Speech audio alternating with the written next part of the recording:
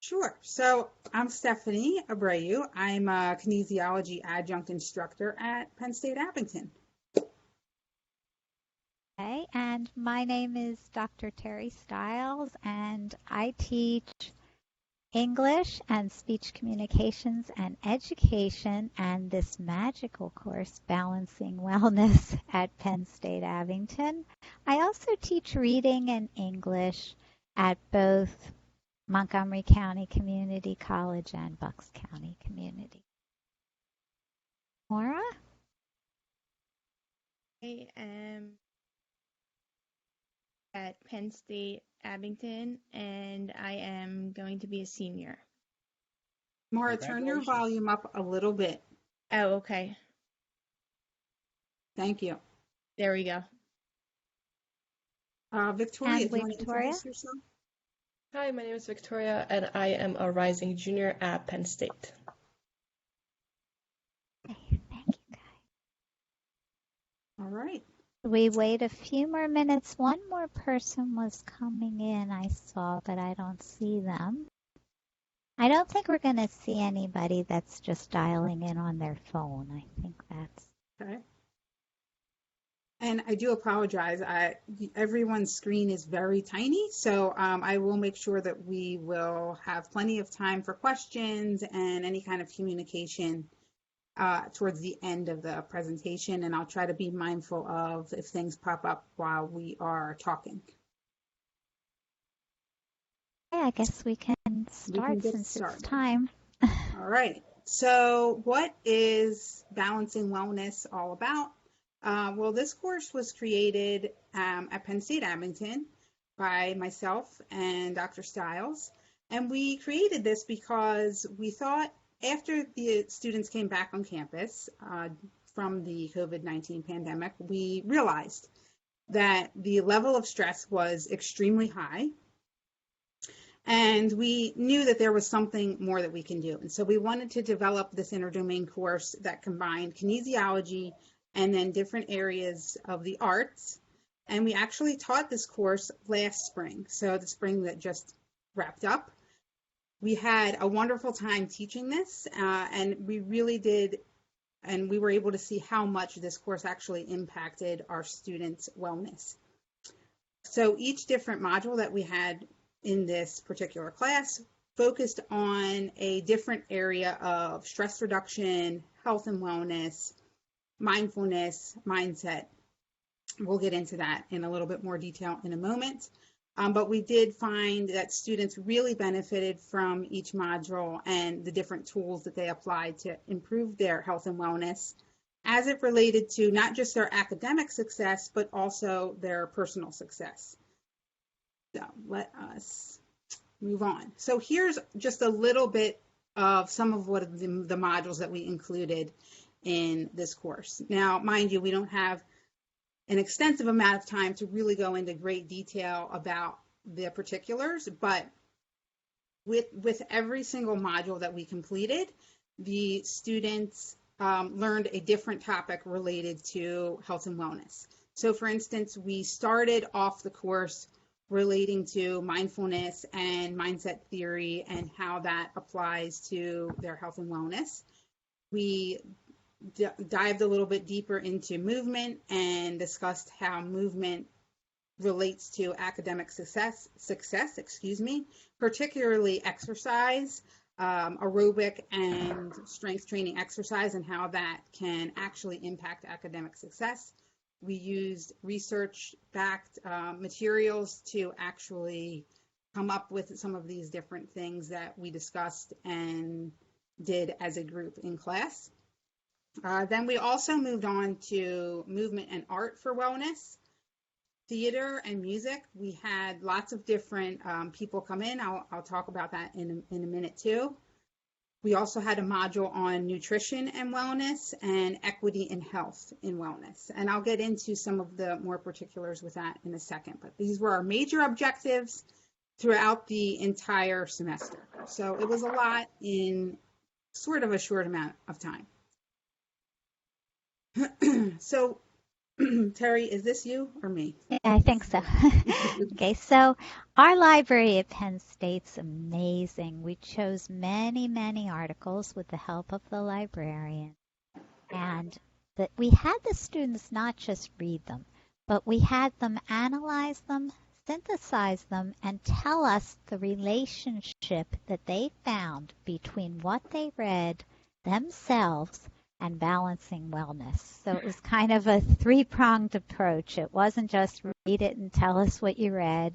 It wasn't just what'd you think. It was more read it, absorb it, analyze it, relate it.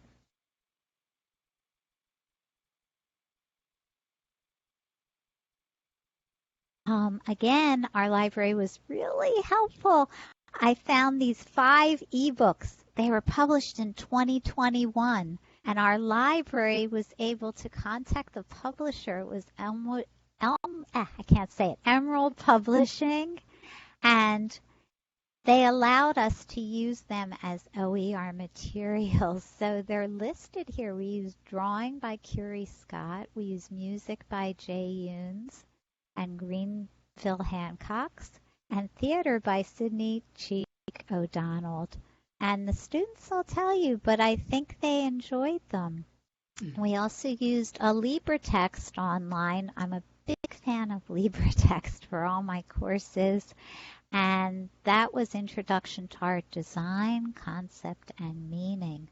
So in class, we often split into groups. The students reviewed a chapter or two. They shared it with the class. And then, as I said, they were tasked with then writing their own paper, but making those analytical comments and their own connections. Okay, next screen. Do you want me to do visitors or you want to do it? I can do it. So we had many different visitors come into the class throughout the semester, all of whom are experts in their particular field. We had a module relating to body image and wellness.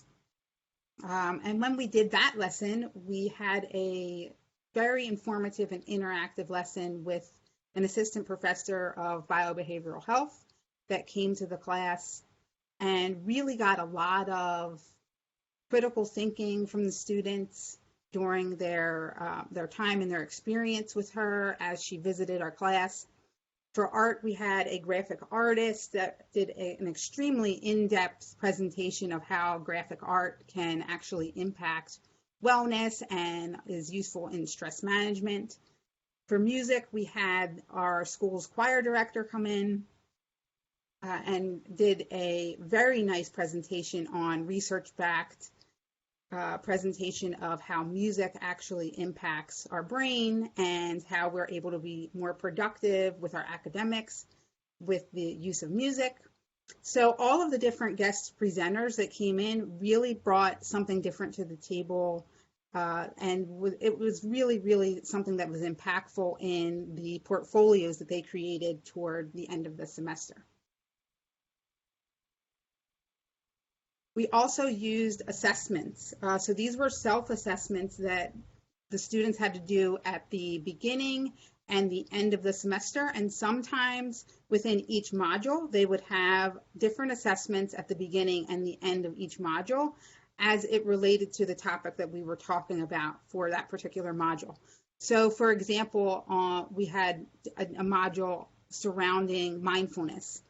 And with that, they had to complete a self-assessment before they got into any of the materials with that module.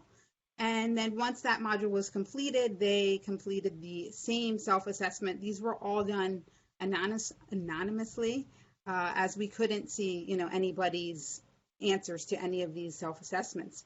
But they were able to see, the different kind of growth that they experienced and awareness towards a lot of these different areas that we explored within each module. So that's just one example, but we use these for both the science and arts-based units that we did throughout the semester. As I mentioned, we talked about nutrition and its influence on academic success and well-being.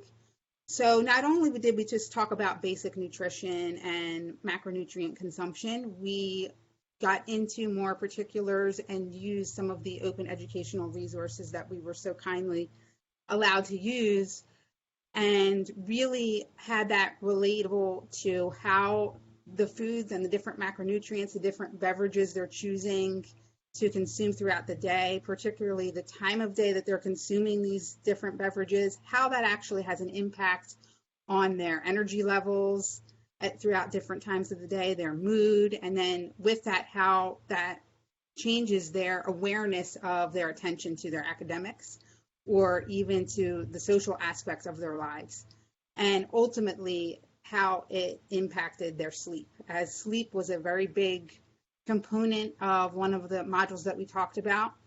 And a lot of the students did say prior to, getting into the module that sleep was a big problem for a lot of them. So that was something that we spent a lot of time on also in assessing and learning more about.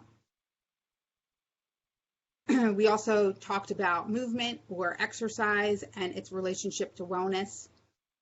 Again, we dived a little bit deeper beyond. We all already know that exercise is important for us, and it is something, that we should engage in. We talked about knowing what our heart rate is and how that relates to our stress levels, particularly what our heart rate variability is, and how that relates to how we're able to recover from different stressful experiences throughout our lives, and what our heart rate tells us about how our nervous system reacts to these different things that are happening to us on a regular basis. So that connected really those different areas of mindfulness and sleep health as well. Towards the end of the semester, we spent a fair amount of time talking about health equity. This was an extremely impactful module, I think more so than a lot of the students anticipated before we started the completion of this module. So we looked at the different health disparities that exist among age, gender, socioeconomic status, race, and how that really impacts our society as a whole, what we can do as individuals to make differences in this area. They work together as groups in really creating what would be sort of a makeshift health promotion program or ideas in which maybe we could address some of the different health disparities that exist. So that was it. It was a nice project that happened towards the end of the semester. And Terry, I think you wanted to share, this is a student who couldn't be here today, but this is an example of their portfolio that they completed for their final portfolio project.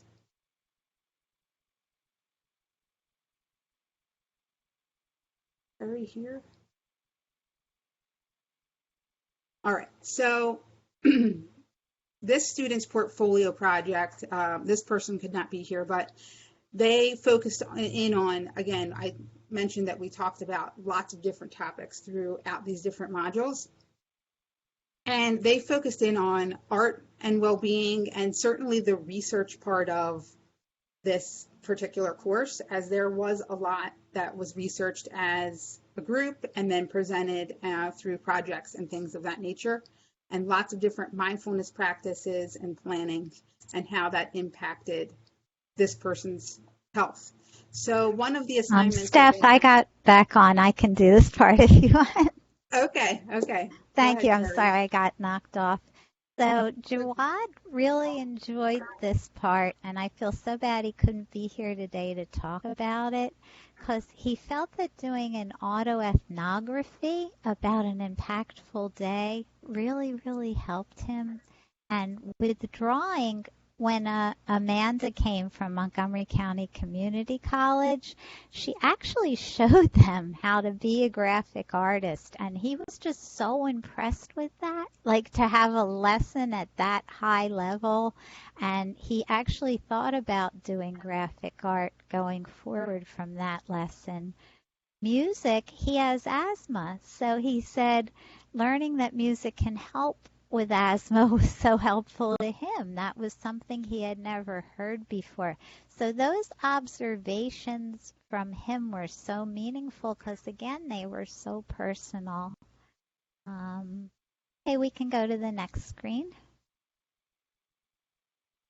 And then he also said that it helped his ability to understand articles, data, charts, and graphs. He is a sophomore, so I guess often in his classes he hasn't been exposed to a lot of articles that present things this way. So that really helped him, he found, in his other classes.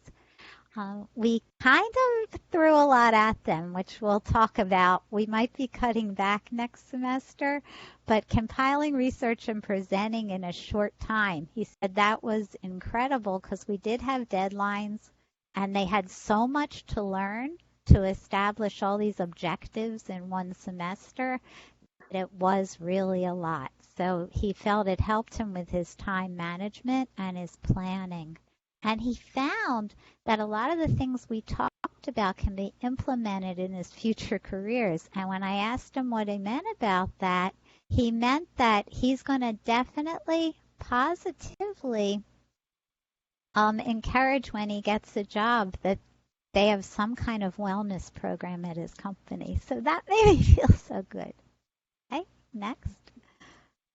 And he enjoyed very much the mindfulness, and he said he was practicing them. And next. And he said it helped him with planning. It really did. Steph had them do a planner, which Steph, I guess you'll talk about maybe a little bit. Did you want to talk about that now? Yeah, how you had them do that?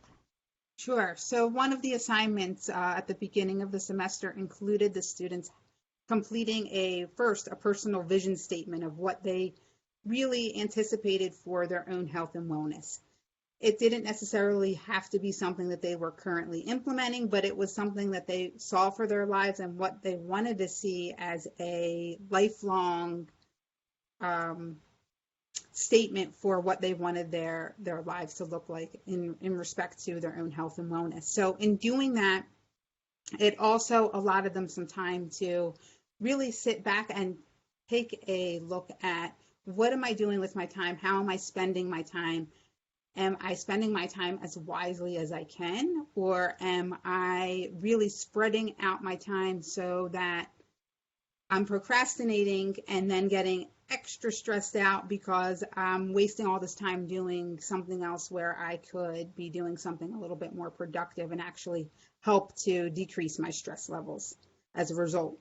And also following an exercise routine, a lot of students needed sort of that jump start to get into being able to figure out how to plan that within their day and learning that it's okay, that it doesn't have to be a full 60 minutes every day if you don't have to do that. And it's really okay if you can't get something in every single day. It's just more about, making sure you're taking that time to check in with yourself and see how you're feeling and being aware of all those different things that happen throughout the day.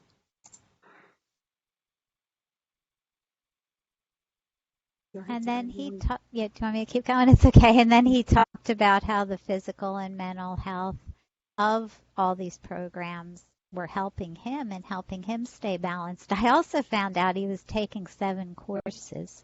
So if we can, from a student that's taking 7 courses, help with even one of these things, I think we're being very helpful. So next screen. And then I really liked how he put this together. He said the course increased his understanding of physical and mental well-being. It helped him understand how different forms of art can help with well-being. It taught him stress reduction techniques. And most of the coursework can be used for personal well-being in the future. And then he's very nice. He said he'd recommend the course to anyone. Okay. And right. Next is Victoria. So Victoria, you are up. Thank you. Okay, so when I was doing the final portfolio, I did a little bit of a different project from everyone else. I included a lot of pictures from my personal life. When talking about the nutrition, I put pictures of the food I ate, same thing with exercise. But for this, I wanted to talk about the concepts that I really took away from this course, and that was the importance of staying in shape. In class, I talked about how staying in shape was always talked about in school, but not in a positive way. It was always exercise so you're not overweight, so you look pretty, so everyone likes you. In this class, I've really learned that exercise is not for those factors. It is for us to be healthy, for us to feel good in our bodies, not for others, but it is for us. So exercise can help us in school and in our personal lives. So when we are exercising, we are able to improve our memory and our brain function no matter the age. There are people that you see in the gym working out. They are 60 years old and they look fabulous. Why? Because they never gave up and they are always doing the same thing over and over again, which is eating healthy and exercising. And those who struggle with anxiety and depression, they can reduce those feelings by being active. I personally suffered from depression when I was a freshman. I have lost a lot of friends and I was going through a tough time. That is when I developed an eating disorder as well. From then on, I decided to take matters into my own hand. I seeked help and my life improved a lot. I started exercising regularly, not overdoing it, and I started eating more. And that is when my quality of sleep increased, I reduced my stress, and my blood pressure and my heart health was better. Okay, and so when I was looking into what I will share with my friends, I decided that I'm going to talk a lot about sleep. Sleep is not something us college students do a lot of. We are always overwhelmed. We are always doing our work, whether it is at 1 a.m. or 3 a.m. or staying up late studying for exams, finals. I know that when it was finals week, I was very stressed. I was really out there pushing myself to get the good grade for statistics, which I was, very stressed about because if I don't pass this course, I have to retake it. So sleep, I compared it to being a zombie if you don't get enough of it. We also talked about sleep and how you don't need to get the full 8 hours of sleep. Instead, you sleep, and if you wake up feeling refreshed, that is when you know you got the right amount. You could sleep for 5 hours and feel refreshed, or you can sleep for 10 hours and feel disgusted with yourself because you overdid it and you didn't do the right amount of sleep. So the healthy sleep that we talked about helps your body remain healthy. Without enough sleep, the brain cannot function properly, which is why sometimes when you don't get enough of sleep, you come to class and you are looking like a zombie and you're not focusing. When you're not focusing in class, your work is not the best that it can be. Sometimes the paper that you wrote, you thought that you did a good job, but because you did not sleep enough, you just wrote a lot of things that just didn't make sense. When you do get enough of sleep, you do think clearly and you do better at school. And without sleep, as mentioned before, we can become very stressed, and that will be something we lack, which is a positive mood. And no one wants to deal with you when you're not positive and you're angry all the time, and sleep influences that a lot. Okay, and then the information I learned from this course that I will bring up to my future employers and graduate school, and it's going to be how to take care of yourself and how important it is. You don't want to be stuck in a 9 to 5, working hard and then being stressed all the time and not being rewarded. I want my employers to know that employees can be burnt out and we have to take care of them. I personally want to go into the field and become a manager in the future, and I want to know that my employees can benefit from me and they can always come and talk to me. If someone's having a hard time, I want them to know that they can take a step back. I have dealt with a lot of employers in the past where they kind of forget that we are human beings too, and we can get tired. So I want to suggest to my future employers and then later on to myself that we need to listen to each other. And then I want to allow my employees to listen to music during work. Music helped me a lot when going through a tough time, and research has showed that listening to music can reduce anxiety, blood pressure, and pain, as well as improve the sleep quality, mood, mental alertness, and memory. Thank you. Thank you, Victoria. That was wonderful. Mara, you're up. Yes, hello. My name's Maura. Thanks everyone for coming today. for my portfolio. First of all, I pointed out some things that I learned to help balance my health and my wellness together. I learned how to be more mindful during this class. I did this through meditation. Meditation has helped decrease my stress levels and focus on the tasks that I have to complete afterwards. I like to do the heart coherence meditation. It's one of the ones we were able to write up on after picking one, and this is one I loved, and actually I do this all the time now. Prior to this class, I thought you had to focus in order to meditate, but now I know that through meditation, that's how you find focus. So that was like a breakthrough for me. Excellent. Some things I learned to help balance my health and wellness continued. I learned about the macronutrients and how they affect my body, such as protein. I'm not skipping meals the way I used to all the time.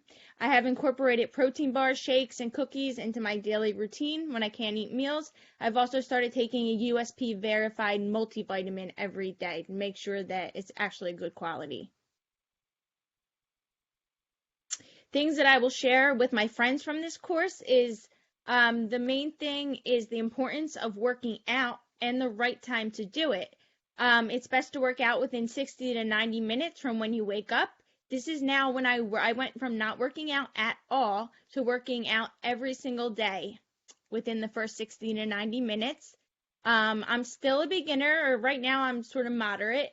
I work out 5 days a week for 30 to 45 minutes on average. Now I'm doing it 7 days a week. I do cardio in the form of walking and resistance exercises using my kettlebell, a resistance band, and a thigh master. So I do that every day now. The things I would share with my future employer is how being mindful is important for both your physical and your mental health. They're so interconnected. I would let them know that the arts, such as singing and theater, are very beneficial in our wellness and they shouldn't be overlooked. I'd let them know practicing mindfulness and exercising can help students and employees be more productive, and that they should look into, if they don't already have programs in place, to find ways to implement these programs that incorporate mindfulness and wellness for their students or their employees to help them be more productive. All right, that was excellent, Mara. Thank you so much. I think we have a question, so I apologize I didn't get to the chat at the moment. Oh, thank you very much, Eileen. Does anybody have questions regarding anything we talked about today? I know we sort of breezed through and covered a lot of different topics. Does anybody have questions out there? Actually, I do. This is Eileen. Let me I was eating my lunch, so I turned my camera off. You know, we're always multitasking, right? Thank you so much for sharing. As I said, I really appreciate that you used that you invited students to come and talk about their experiences, because I think that's so valuable. Yes. And I try to encourage my students to do something similar, but maybe the way I did it wasn't. I think what you did was great. Thank you. The question I have is, I was curious about the assessments that you use before and after. Mm-hmm. And I wonder if you could talk about those. Are those assessments that are readily available? Are they assessments that you created? They are assessments that we created that were tailored to the specific topics that we were going to be talking about, discussing, researching in the different modules that we had. Okay. So these were all created by myself or Terry, and they were both the same. So for instance, in the beginning of the module, they were given a series of questions, nothing more than 10. It was always less than 10 questions that they would have to answer. And again, these were all anonymous, so we could never tell who exactly was, answering these particular questions, but we did collect the information that they answered with each assessment. And then they were asked the same set of questions at the end of the module or the end of the semester, depending on what topic we talked about. But these are all assessments that we created ourselves. So we didn't use any particular tool that already exists. And the reason they had to be anonymous is we've written a paper that we're hoping to have published in the fall. We will let you guys know as a follow-up if it is. So we were collecting the data. We had them do something in the survey, though, that told us that they did it. So there was a way we could see their work, but when we were, who it was. Yeah, when we were combining the data, we couldn't see it. So that was important. We did a lot of genuine assessment. As I said, for the art, they actually drew, it was so beautiful, it made me cry. They drew their wings, or they could pick a computer image of wings, and then they didn't have to write a poem because that would have freaked them out. So they wrote They wrote words. Some of them wrote the most beautiful poems, even though we didn't ask for poems. Some of them did like anachronistic word charts and things. It was just such a beautiful project. I had them do too much work, I think, because after every unit for writing, for art, for theater, for music, they had to write a one-page paper, and they had to take 3 chapters from those books I mentioned, those OER books, and say how they related it to themselves. So I didn't want to hear like just regurgitation of the chapter. I wanted them to tell me what they learned and how it related to themselves. So those papers were amazing. It's the first time I've enjoyed grading. I was so excited at the end of every unit to hear what they were saying. For the Now, theater. I have a follow-up question. Oh, okay, go ahead. How did you scaffold that type of writing for the students? Oh. Because I taught a similar class, and I found that my students really struggled with that. Yeah, Reflective writing, not regurgitating the stuff. Some were great, but there was a good bulk of the students that did struggle with that.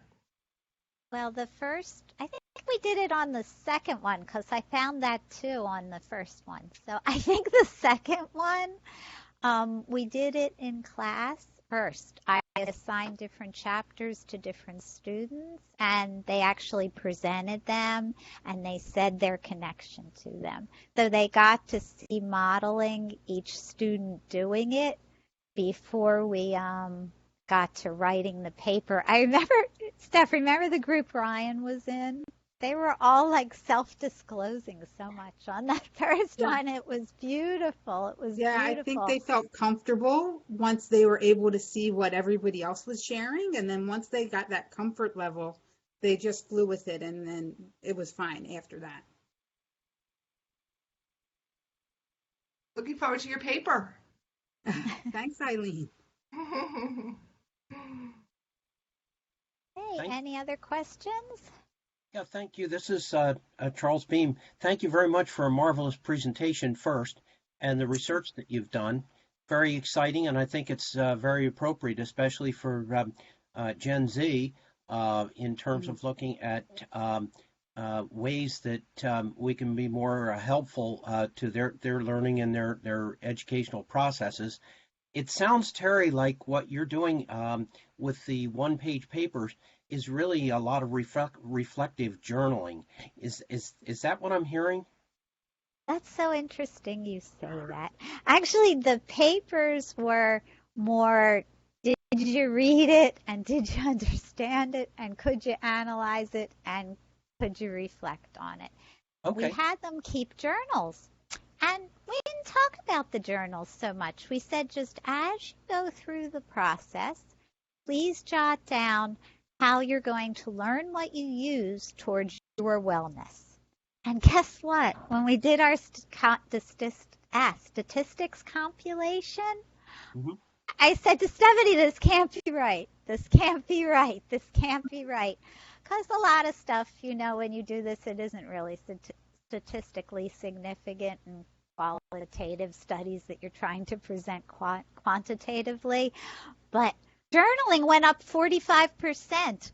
I was like, and I checked it 22 times because I'm like, I don't want to put this in the paper if it isn't true. Mm-hmm. But they loved journaling, and almost half the class said they're going to continue it from now on. Not journaling, what did I do today? But journaling, how can I use what I learned today to improve my wellness? So thank you for asking that. I forgot about that. 2 thumbs up. Thank you. Zach, do you have a question?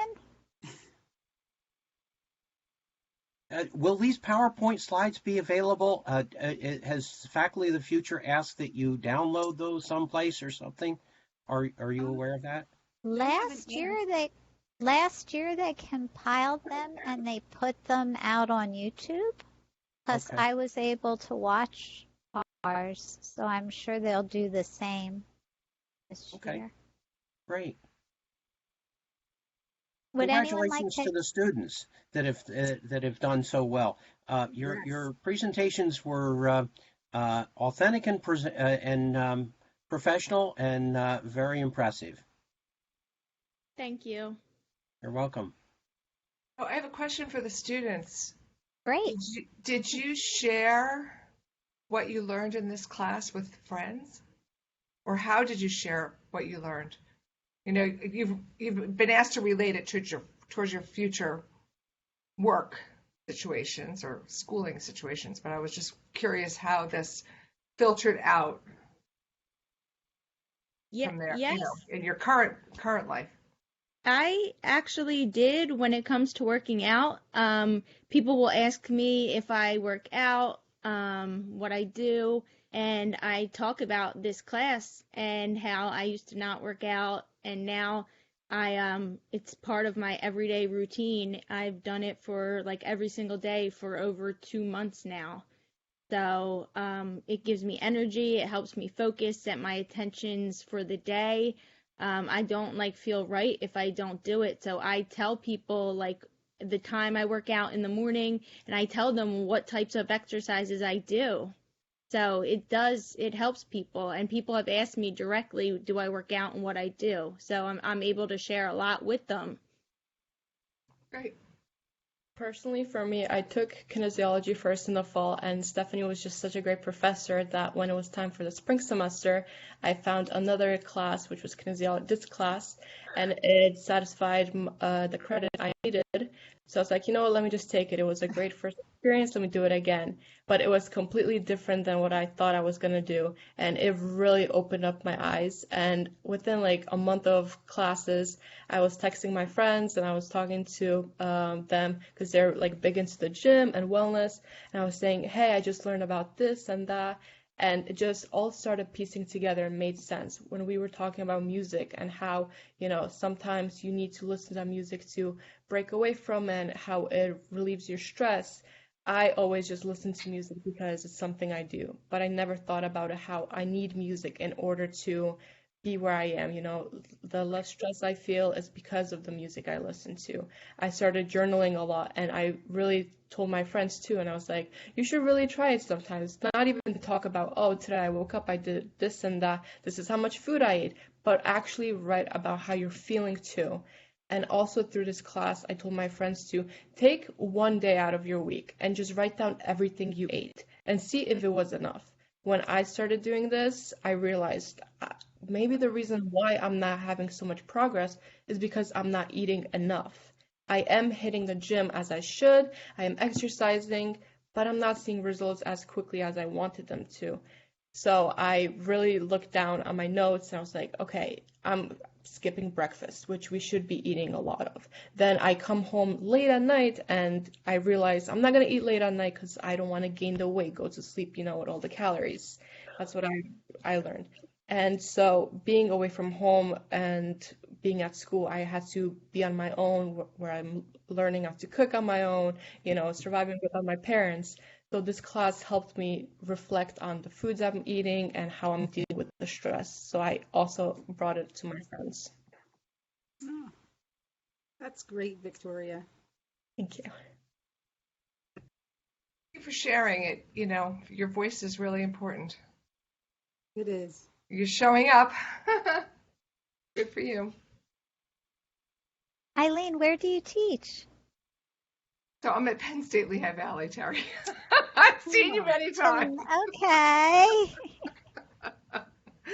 I So- really like the people at Lehigh Valley. I was on the past yes. curriculum committee, and I met some of the folks there, and I'm like, everybody's so nice. I want to move. But people are nice at Abington, too. I think they're nice everywhere, Yes. All right. Well, does anybody else have any other questions? That about wraps up our time, and I know you all have other places to be. We are very grateful for you joining us today. Our emails are here. If you have any other questions, feel free to email us. And Victoria and Mara, thank you so much for being here and sharing your perspectives and really what you took away. It really means a lot to us. So we thank you so much. Thank you. Thank you very much for a great presentation. I'm grateful. Thank you. Thank you so Have a much. great Have a day, wonderful everybody. day, everybody. Thank you. Thanks. Bye.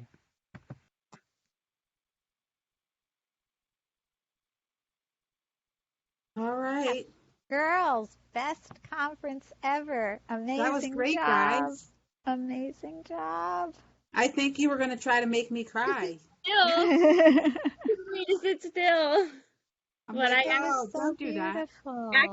I actively listened through the whole thing. You did a great job. You both did. Thank you. I'm telling you, I've been doing conferences with students for 10 years, and if the best one was here before, you guys were like, here! It was incredible. It was beautiful. You spoke absolutely you for beautifully. The course, it was so life-changing, and like it was just a nice, like, not having to take the final and all that, like, because I had a lot of pressure at the end. Even though I was only taking one other class, I had a big group project done. Nobody was pulling their weight, and that final, and it was just like, oh my gosh, not having to worry about a final was really nice. Having the assignments broken up, and Victoria said, like, writing down what you're eating, that really helped me. Like, I was skipping meals, and now I know to get a protein shake or a protein bar, and at least I start every morning with a protein bar, and then I work out. And that's like my habit now. And then if I'm feeling hungry or I don't have lunch, I'll have a protein shake or a protein cookie. Sometimes at night, if I'll grab a protein cookie. I stopped buying sugar, like Twizzlers Pull and Peel. I stopped buying sugary snacks. So I literally will eat like peanut butter pretzels as my snack, as like my guilty snack, and have like an ice cream sandwich from like Target, or a water ice, something that's not really loaded. It's not about depriving yourself either. So Yeah, that's no, good. I was never really into depriving myself food. It's just, I think as I get older, it's more like, what is this sugar even worth? I'd rather eat something it tastes like a cookie and it's got protein in it. Like, it might build some muscle, be good for my hair. And taking supplements, I found a USB verified with iron in it, actually, which is good because I don't get a lot of that from my diet. And then I also take biotin and keratin for my hair and vitamin D separately because I was deficient in vitamin D on a blood test. Okay, So good. I really That's good. and I exercise every day. So it really changed my life. Well, it's amazing to hear. I mean, you both really shared some personal reflections there. So we appreciate that. And it means a lot for us to be able to do this. It means a lot to me, especially to have this kind of impact. I've been doing this for so many years, and really to hear what you guys are sharing, that never gets old. And the fact that you're able to share that with other people is exactly the whole idea behind it. So it's lovely to hear. Hey guys, I think they're going to kick us off. It's getting like you're turning into pixels. So. All right, guys. So have a Stay in great touch. summer. All right. Thank you. You guys do the same. Bye, Victoria. Bye. Bye, guys. Bye-bye. Steph, I'll talk to you soon. All right. Bye. Take care. Bye-bye.